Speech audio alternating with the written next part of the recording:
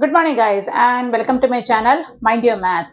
Today, we are going to do a sum that is based on the basic area sums of grade 6 or 7 because the measurements are not clearly indicated and they have given arbitrary measurements in terms of A and B. We find the problem slightly confusing. So, now let us see how we can apply the primary principles and break down the sum and find out the values of A as well as B. So you have got cardboard boxes of the size A cross B, where A is the length and B is the breadth, where A is lesser than B. Now there are multiple number of such cardboard pieces. Such cardboard pieces were assembled in such a way that none of them were overlapping one another, and we got two rectangles, one of size 49 by 51 and another of size 99 by 101. We need to find out the values of A as well as B. Now let us see how we can do this. Before doing the sum, let us revisit the basics. Let us look at the first problem. A room of floor size 24 meters square was paved with tiles of size 0.6 meters square. How many tiles are required? So you know that in order to find the number of tiles, we divide the area of the room by the area of one tile. So we have 24 by 0.6 will give you the number of tiles. So what is the basic concept that we get from this particular problem?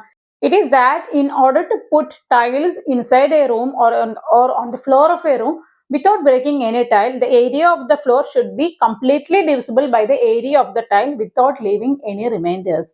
So, which means that if I am breaking up this particular number into its prime factors, some of those prime factors must be present in this 0.6 also. Okay, let us see what exactly that means. You know that 24 is completely divisible by 0.6 or by 6. Okay, you know that.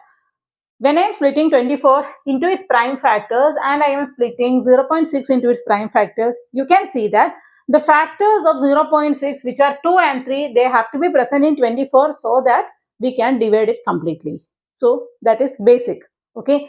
Now let us have a look at the second problem. I have changed the questions slightly.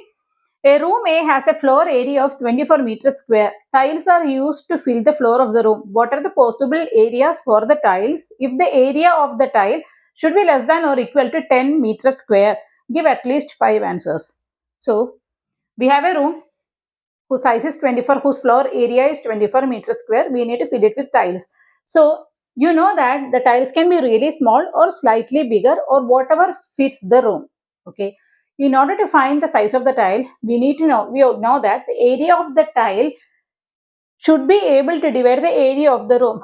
Suppose A is the area of the tile, 24 has to be completely divisible by A, which means that this number A has to be there in the factors of 24. So now let us prime factorize 24 and see what are the possible values for A. We need to give at least 5 answers which are lesser than or equal to 10.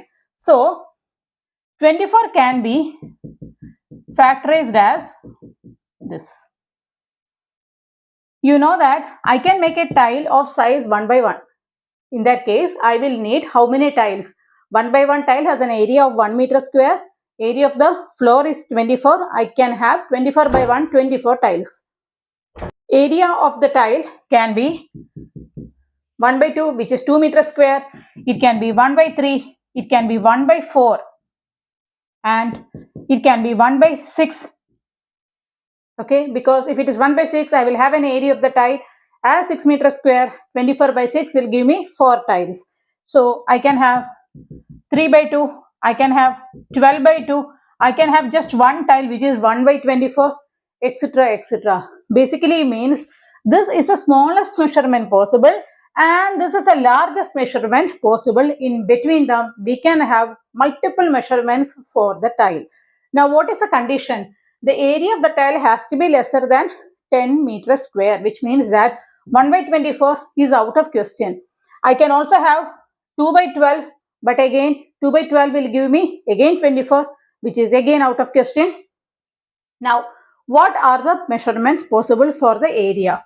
1 by 1 is possible, 1 by 2 is possible, 1 by 3 is possible, 1 by 4 is possible, this is possible, and this is possible. So I can have these 5 measurements for tiles because all of them will make the area of the tile less than or equal to 10 meters square.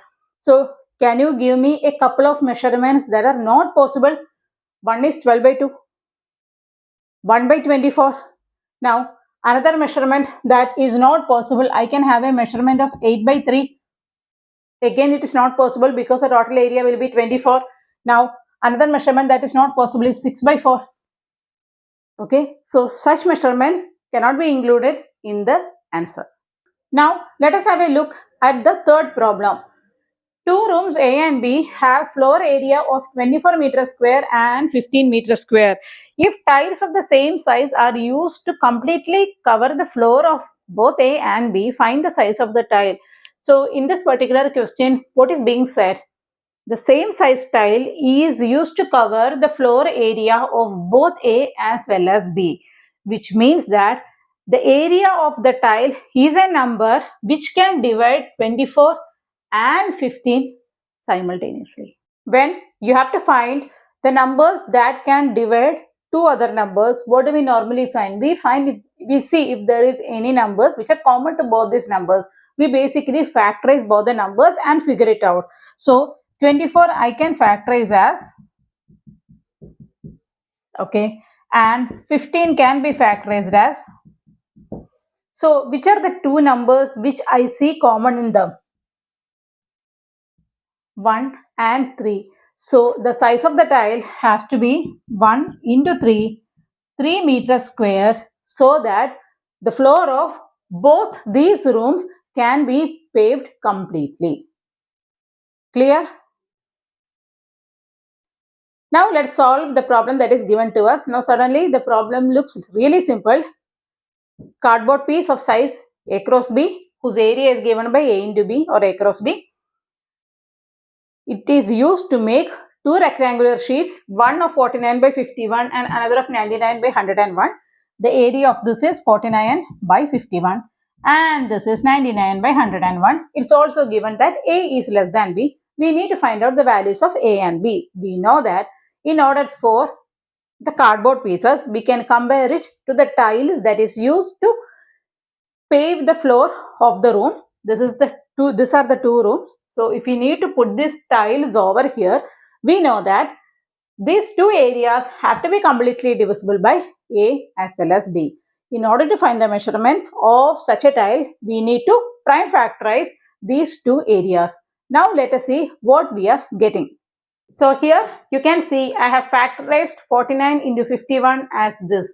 1 into 7 into 7, that is 49, and 17 into 3 is 51. 99 into 101 is 1 into 3 into 3 is 9, into 11 is a 99, and 101.